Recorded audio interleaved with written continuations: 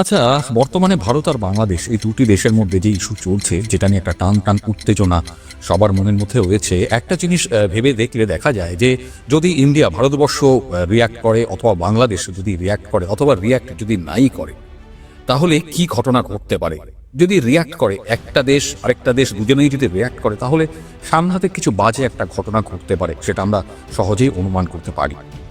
আবার যদি কোনো দেশ কোনো রিয়্যাক্টই না করে, তাহলেই বা কি করতে পারে। তবে হ্যাঁ, আপনি ভারতবর্ষকে সাপোর্ট করেন কি বাংলাদেশকে সাপোর্ট করেন, সেটা আপনাদের ব্যক্তিগত ব্যাপার।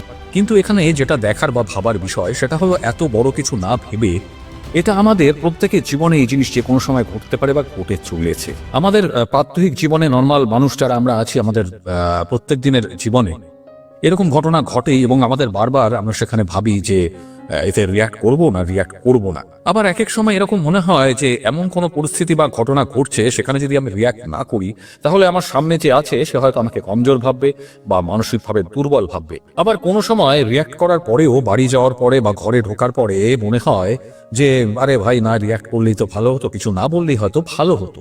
আসলে এটাও আমরা ভাবি যে ওই মানুষটা আমার সামনে যে আমাকে উস্কাচ্ছিল, সে তো আমার রিয়াকশনই দেখতে চেয়েছিল, আর আমি রিয়াক্ট করে ফেললাম।